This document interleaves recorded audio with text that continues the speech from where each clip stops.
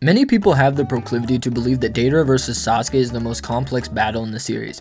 However, I do not find this to be the case. Rather, I believe Obito vs the Hokage is the most interesting and misconstrued fight in the Naruto series, in which I know another great Naruto YouTuber named Six uploaded a little set of videos revisiting and offering insight into how certain fights actually went, so credit to him for the idea. But I definitely felt the need that, for this fight, it's just kind of one that I tend to reference consistently, and I believe this video in specific should offer some solid insight and a revision of the fight and how to most accurately interpret its sequence. This video should be like a solid staple on my channel that I can always point back to, so yeah, enjoy. To fully understand the battle itself, we need to understand the context of what happens prior, and I know it's quite a bit before Obito absorbs the Ten Tails, but we will be at the beginning of when the Hokage get to the battlefield and at the end of chapter 630. Then conclude the chapter with Minato giving his final send-off to his son, offering up his Kurama cloak to support Naruto. I also want to preface that from this point forward, I will call Jubito or Ten Tails Obito just Obito, and yeah, the timestamps will be listed in the description for certain points, so if you just want to skip to, chapter 637 where it starts, go right ahead. But I still do find this portion rather crucial, so yeah. Following Sasuke's newfound view on the world after talking to the all-knowing Hokage, they all race to the battlefield, which is facing a Ten Tails Cataclysm and Rampage, in which Minato actually arrives first to the battlefield with his body flicker. However, where he goes first isn't directly to the battlefield, but we'll get into that in a second. Minato arrives in front of Naruto with a motion line covered kunai penetrating into the ground, and Minato snaps into panel asking if he is late. Minato here obviously doesn't arrive with body flicker, but rather flying Raijin, and we'll call this kunai, the one on the battlefield here, kunai B.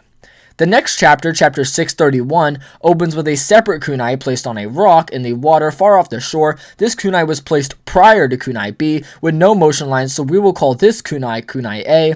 Then all of a sudden, the Jubi bomb that was soaring through the mainland where Minato is at appears at kunai A, with Minato not teleporting back or doing anything at all, meaning that Minato teleported the Biju bomb, then arrived at kunai B. Therefore, Minato actually just, outsped his flying rising transference, which isn't instantaneous as many people believe. However, it's just speed that's flash-like instant, a speed that's not even comparable to body flicker according to the second data book, which for those who don't know, Minato is traveling through a particular subspace beyond space and time, which works like a hallway of sorts, or something along the lines of wormhole theory. This is how he can enter and reappear in alternate positions, and why Tobirama, the jutsu's creator, alludes to it having an innate speed requirement. But one thing interesting is Minato may be even slower here just due to the Nine Tails granting him more mass in his chakra reserves, and even then, Minato notes when he's about to die, he kind of goes numb because of how much mass, but that's besides the point. So this means that Minato has reaction and movement speed, a blitz level above his own body flicker. Then all the other Hokage arrive at the battlefield with Hiruzen claiming that Minato is as fast as ever, and Tobirama conceding that Minato's body flicker is even greater than his own. Now, having a greater body flicker doesn't directly mean speed if you want to be a bit more edgy, and it could be more chakra allocation, but considering Minato arrived first and did it in that bit of time is probably in reference to speed, but I just figured I would make note of that. If you want a more specific answer on which Hokage actually arrived at what time, the anime has Hiruzen arriving after Minato, making his sentence, then Tobirama, and Hashirama follows right after that. Madara then instantly notices his old rival and screams out Hashirama's name and hopes to fight him, but Hashirama basically says, "I'll deal with you later," and then believes that the Ten Tails is the main threat right now. Minato then tells his son Naruto that he did well and he can rest, to which Hashirama responds in agreement, saying, "Fellow Hokage, let's go." The right corner of Minato's cloak begins to flicker and he instantly enters KCM2, and it should be KCM2 not only for it having the cape, but also just due to how it's portrayed with Minato mastering the Nine Tails, which in Naruto's case was always KCM2.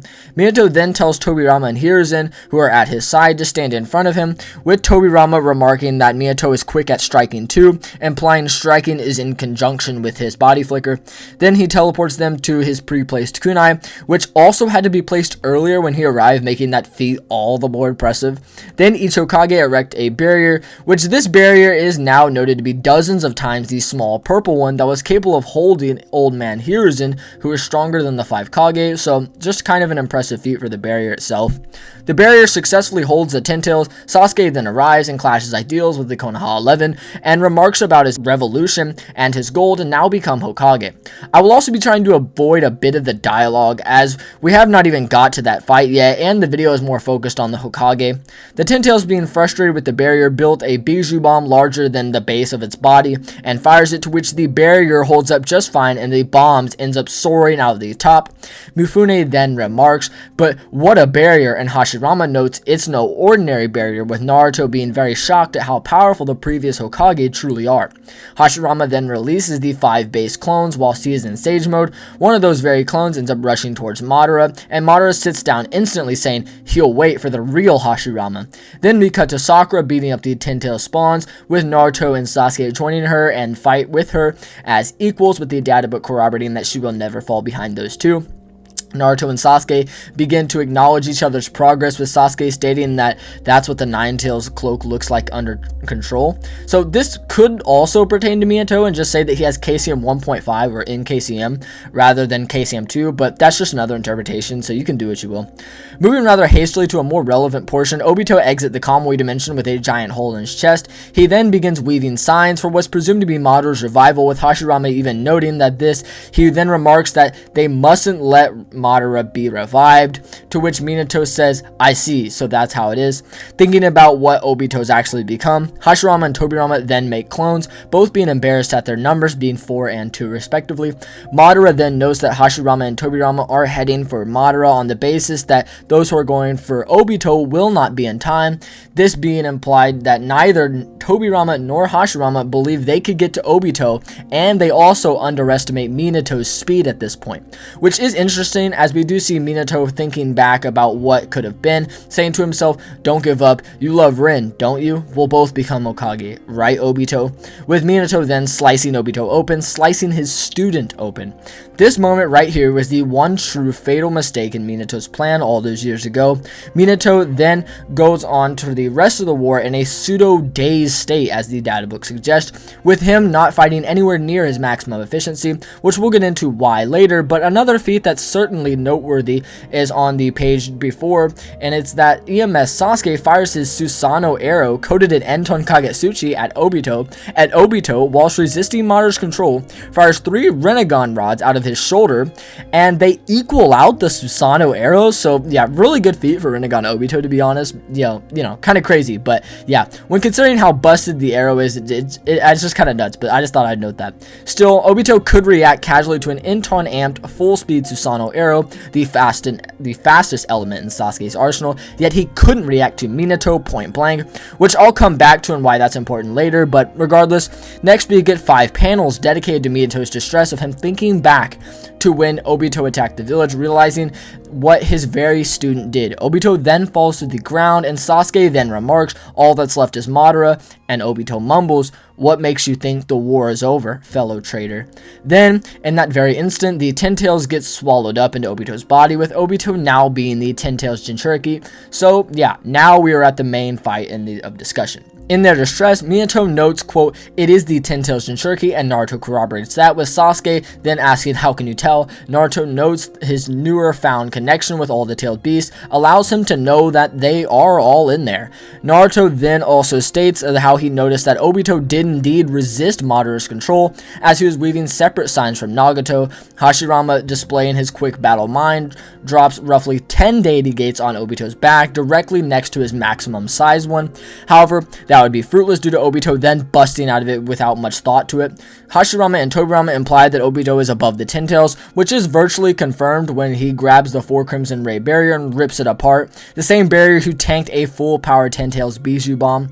Minato screams for Obito to stop this, and Obito now doesn't even recognize his own name, symbolizing how the Ten Tails is what's in control, and is in confliction with Obito for that very control, which is important for this part, as he can now be referred to as unstable. And one thing you'll notice soon is how he literally never is at a consistent level and is fluctuating around due to Obito trying to take control. This means that scaling to this Obito is virtually useless, just due to us lacking the ability to quantify at what point Obito is at that power level through his fluctuation. From right to left, jumping down to Obito, is Hashirama's wood clone, Tobirama and Hiruzen, to which Hashirama states, quote, "To be blunt, guys, this guy is even stronger than me. Hiruzen then reaffirms that by saying, no offense, but it appears so, with their team standing a fair distance from Obito. Here's the distance for that. Madara then sort of implies he wants to battle Obito now. However, that's not super important, as on the next page we can see that Obito traversed that fair distance and tore straight through Hashirama's wood clone and Tobirama. So, let's set this scene. Obito moved through them both completely with his arms stretched out with true seeking orbs on each hand, which is what he used to actually move through their bodies. I will also say that Tobirama's body clearly has 2D paper pieces flying off of it, and Hashirama's has 3D wood pieces flying off of it, which I'll get into why that could be relative in a minute. But yeah, on the very next page, you can see that Tobirama and Hashirama's bodies are moving in the exact same manner, sort of bouncing off and floating.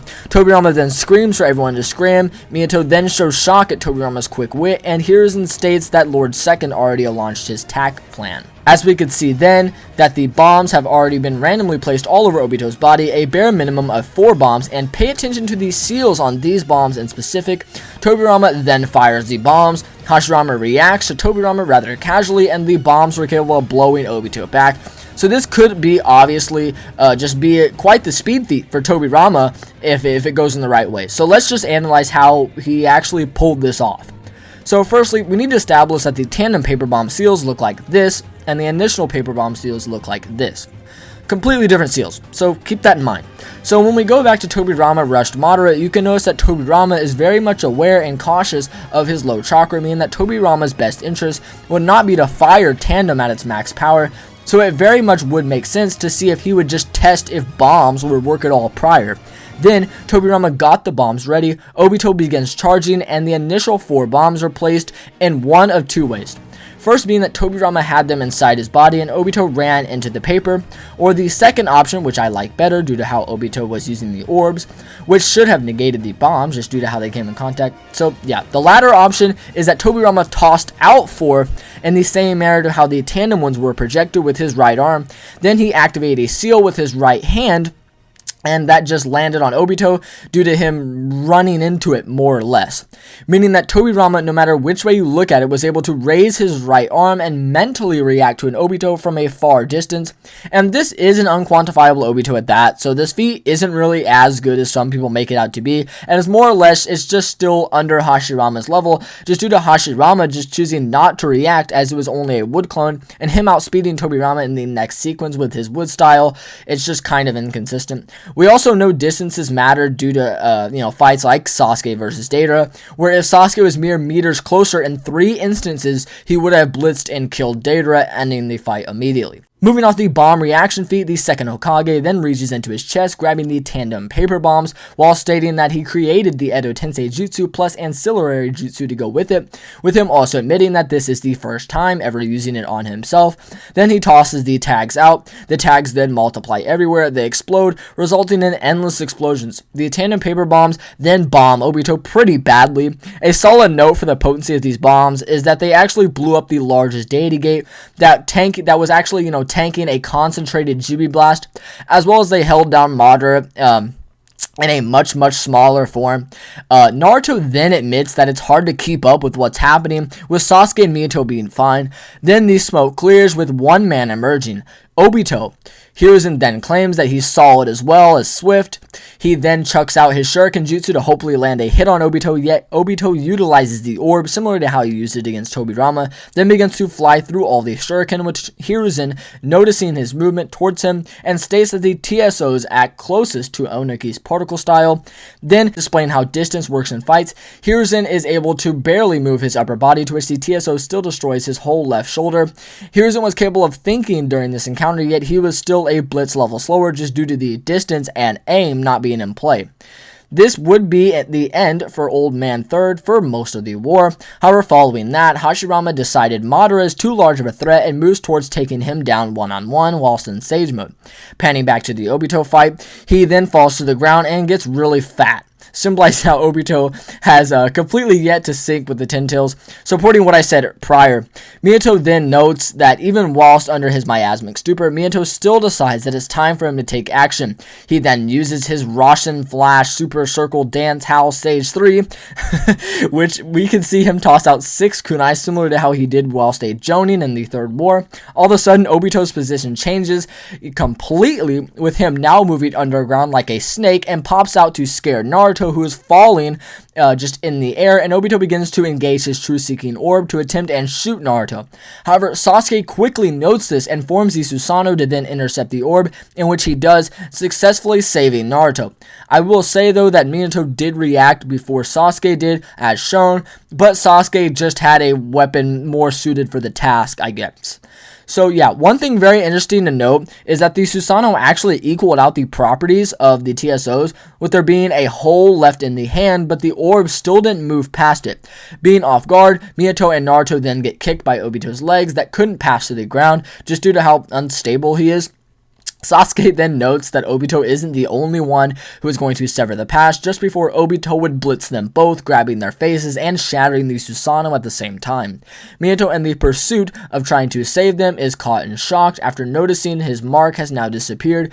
Naruto then, in quick succession, notes his father's mental distress, being still completely dazed by slicing Obito. Naruto then grabs onto Sasuke, successfully saving them. Minato, seeing this, cheers up mildly, with him noting that his child is just as accomplished as Sasuke.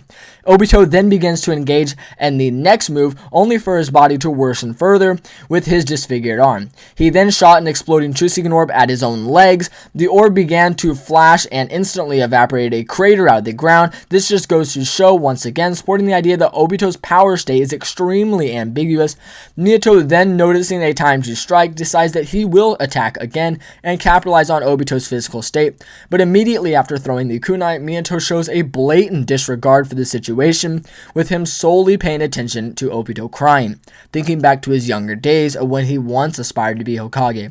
There is then distress of pages and pages dedicated to this distress to, Obito, with Minato then yelling out, quote, "Here I come, Obito," sort of symbolizing how Minato doesn't want to strike Obito down in this manner, and is sort of warning him for the attack, just like how he should have warned him that an FTG marking never fades. Then, about halfway through the attack, Obito then gains complete control of the Ten Tails, now sinking as its proper Jinchuriki. Minato then slows and notes this, with Obito stating, "Finally, master," with Minato then trying to clash blades with the TSOs, as that would have worked prior, yet failing just due to their new properties, whilst Obito holds his staff in his right hand, cutting down, which Minato perceives, yet does get caught off guard by the left hand with it holding an Truth-Seeking Orb, which Minato has seen in action after his right arm is completely off. Then he reacts via teleporting back to Naruto and Sasuke, to which it's then pointed out at what actually happened, being that an exploding TSO was just planted on Minato's right shoulder. He just teleported back to his child and Sasuke with a literal bomb on his shoulder. Then, the orb begins to move away from Minato's body and begins to flash just as it did before it exploded last time. Now, before we move directly to chapter 641, let's note what's happening here, as it is very important. Minato is already extremely nerfed as due to his mental stupor, which I'll get into and why that is in a minute, but he's also physically nerfed here as he just lost an arm, which losing an arm can cause many things, such as loss in coordination or body imbalance. Minato's mouth is wide open and he is very much shocked and is reacting to the orb. Sasuke and Naruto are also shocked and have not physically reacted yet. Then in the next chapter, it begins with this panel, which could allude to Tobirama's position, but regardless, Minato begins to react to the orb, sort of still, clueless on what to do with it. He completely moves his arm towards it, with his face has an even more shocked expression than before. Then we could see that the angle is now on Naruto and Sasuke, who are both reacting to something. Sasuke's Susanoo is now completely up, covering both him and Naruto. Then Naruto notices something, to which it's then revealed to be Tobirama, who body flickered over there to the orb. Minato then reacts to Tobirama, drops the expression and arm motion. Then Tobirama, using his quick wit, uses his flying rising teleportation, using the mark he placed on Obito during the bomb feat, to which we know Obito does react to Tobirama. We're just kind of unsure how, potentially the orb shield, as you can see it fading away, I guess. Then, Tobirama teleports back to the squad, saying that he marked him last time they were in contact, and Naruto turns and instantly reacts to Tobirama's body flicker, this being the second time. Sasuke also turns to note Tobirama, however Minato doesn't, still being in complete distress, still being deep into his stupor, which for those who don't know, a stupor is a common medical term referencing those whose mental state is so impaired that they in fact lose their physical ability as well. In the direct medical field, a stupor is a state of complete or nigh unresponsiveness in a person's mental synapses that only serious, vigorous physical stimulation can snap one out of. When left alone, the individual will return to their unresponsive state. Now, I do firstly want to say that I myself am very much guilty of arguing that Minato is in a war, so he should obviously be very vigorously stimulated, but I am admitting that I was certainly wrong in that assessment. Minato is an S-class shinobi, a Hokage, and literally has speeds hundreds and hundreds of times beyond any human ever. So his definition and interpretation to what vigorous is going to be far different to our own, which one thing that cannot go unnoticed in this situation in particular was Minato was left alone in the interaction with both the pressure and the orb being placed on him. Therefore, even if you want to bring this back to medical terms, he was unresponsive once again, which is very consistent as we saw him physically react to Tobirama. Yet when Tobirama teleports back, he is still very much out of it and doesn't even know anything at all, still being just mesmerized by the bomb. Which means that with the pressure all being on him and him being left virtually alone, he would be mentally nerfed and nerfed far worse than at any other point in this fight. So yeah, and he's also physically nerfed as well, which is just could go to add on to his mental distress, which goes to say a lot considering there are just so many panels and pages dedicated specifically to showing Minato's impairment. It can almost be its own long manga chapter. So let's not be completely dishonest and say that Tobirama blitzed KCM to Minato, to which if he did, Minato would have just been able to do this but better, as he has a faster body flicker and is folds better and faster than Tobirama via that same method, which just goes to also show the difference in raw speed and speed techniques like body flicker and flying rising, which Minato is faster at both, so let's not be disingenuous. However, this is still quite the solid feat for Tobirama, just like many of them. It just doesn't place him in those higher echelon realms, but regardless, Tobirama does note that this is a clone, which is interesting as later in the fight Tobirama states that a clone's flying rising is too slow, which follows with my flying rising, subspace argument, meaning that this is a nerfed Tobirama as well in his normal body. You could certainly place him above those KCM 1.5 Naruto and EMS Sasuke levels at this point. I wouldn't say he would have blitzed Obito still, considering that he did have the jump on him and Obito reacted, but regardless, him being above KCM 1.5 Naruto and EMS Sasuke is very consistent, and I'll get into that in a minute. Then we cut to Tobirama stating that he blocked it, he's fast. Sasuke then charges, stating that he'll make the opening, with Obito then joking it's hardly a surprise attack watching Sasuke build the chakra up in his eye. Tobirama then tells Minato let's go, with him then remarking how a clone's flying rising is too slow. Sasuke then implies he's capable of lowering his chakra or holding it at a point to keep up with Naruto in their combo. Then they do go on to run alongside each other, with Sasuke casually reacting to Naruto coding the Rasengan, or the Rasen Shuriken, with Enton Kagetsuchi. Tobirama then reacts to this Naruto and Sasuke via teleporting behind Obito to prepare for a pincer attack, to which Obito notes. Minato then body flickers and intercepts the Enton Shuriken. Then Tobirama reacts to Minato via reciprocal round robin and swaps Minato in Obito's place, causing the Enton Shuriken to hit Obito.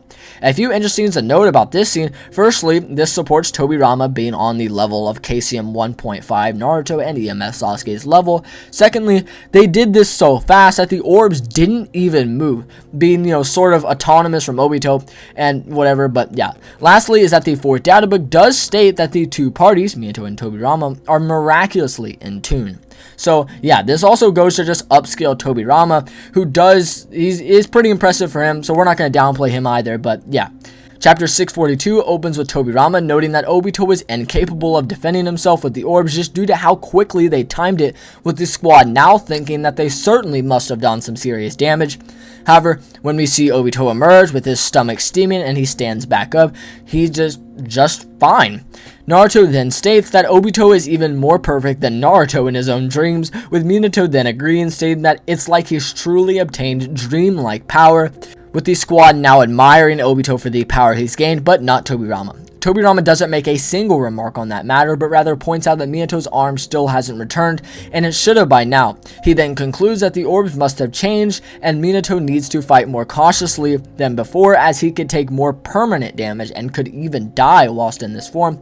This just demonstrates Tobirama's Batman-like nature, with him always thinking of strategies and, on the go and what have you. Naruto then attempts to enter KCM2 to up his Kurama cloak, to which the cloak just vanishes entirely just due to how much chakra he's used, which now Naruto will have to wait to regain then.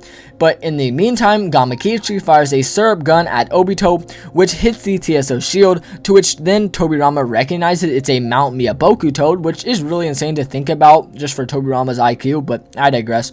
Then the smoke clears, and for some reason the syrup goo is stuck and hasn't been negated. Both Tobirama and Naruto then seem to understand why this is, being that Senjutsu is the ultimate weakness.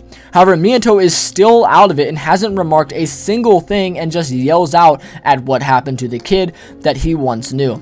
He thought Obito truly wanted to be Hokage. Obito then begins to scold Minato, furthering his days, to which Minato is just thinking about the masked man and all he's caused, then thinking back to if only he would have stopped him there, blaming it all on himself, with many and many panels dedicated to Minato's distress, with Obito then stating whilst Naruto charges a Rasengan, "You who died Hokage are being exposed as a disgrace in front of your own son." Naruto, in defense of his father, remarks that Obito has zero right to ever speak about Minato in that way and his accomplishments when he himself failed at those very goals. Minato, still being out of it, finally snaps back to the battlefield, with Tobirama getting behind Naruto to teleport his Sage and Rasengan into Obito's back, taking advantage of the smoke behind him, to which it successfully slams Obito into the ground, just short of shooting him.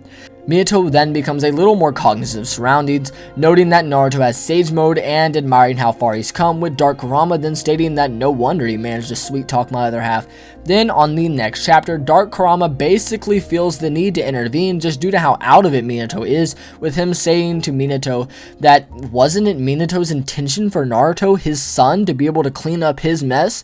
Minato was confident in his son, so why should he regret it now? It wasn't Minato's fault it ended up this way, and this is what Minato planned for. He can't just regret it and mope away. He's not that infant anymore. He's an S-class shinobi, a one-of-a-kind shinobi, which I'll come back to in a minute. But then we cut to the battlefield, with Obito's back then being covered in blood from where the Rasengan hit. The steam engulfs it, healing the wound. Then Obito then remarks of how he can't believe the Ten Tails has such a stupid weakness. Senjutsu? Making it worse, he also can't pass through things. Tobirama, still showing his analytical skills, states that he instantly grasps how to use Flying Raijin with me. He's even mastered Senjutsu. It's really like fighting alongside elder brother. Then immediately out of the ground erects a Ten Tails root looking thing with 4 Ten Tails Bijou bombs being charged up, with Obito stating that there is nothing worth saving in this world. This seemingly being in reference to him also being willing to murder Madara as he erects a 6 Crimson Ray barrier formation out of the whole alliance or whatever. Hashirama and Madara, with the root still being inside, so it could definitely imply that Obito was willing to actually fire the 4 bombs and literally disintegrate everything in it, including Madara.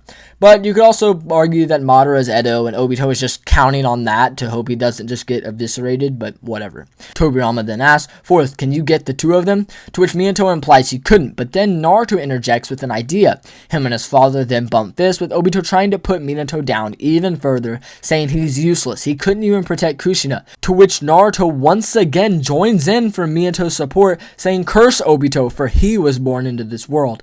Kurama, Naruto, Naruto and Minato all link up. Naruto then mentally communicates his plan to Minato, with his father simply admiring how far he'd come. Naruto then empowers the entire Shinobi Alliance, then boom, all the bombs go off. However, the Alliance has been removed from the barrier. The Alliance was saved. Minato teleported the entire Shinobi Alliance at once, just due to his chakra now being linked to all the Kurama cloaks. Tobirama then states that Minato IV has now saved all of Shinobi kind for a second time. Minato then notes his failures, but more importantly, now he is much more cognitive and is back to his normal state, with him stating that he will make amends, with the 4th databook stating that, quote, cheering up Minato from his stupor would be the one who had become a first-class shinobi, which goes perfectly with what I said earlier in that interaction. Tobirama then immediately catches on, noting that it's the principle of Shadow Clone Jutsu, and explains how Minato did it. Then Naruto and him have a rather comedic scuffle. Naruto and Minato then have their final main dialogue, with Minato then completely exiting his mental stupor, with him crying and fighting alongside BSM Naruto, slamming the Rasengan into Obito as his final send-off to Kurama and Naruto, with the cloak finally dissipating at the realization of his failures and amends towards them all. So, to conclude the entire video, again, this video wasn't a super power scaling oriented video, but rather an in-depth analysis of the fight overall, just to go and show of how many people have misread this portion of the war. And I get it, it's complicated, but again, I wanted this video to be much more of an overview and a staple for my channel that I can reference in future videos and hopefully refresh your memory on how the fight actually went, and explain some misconceptions such as Tobirama's perception blitzing unstable Obito with the bombs and Minato's days and stuff like that. So yeah, if you guys did enjoy, please be sure to like and subscribe, as it would be greatly appreciated, or maybe just check out another one of my videos. But as always, love you guys.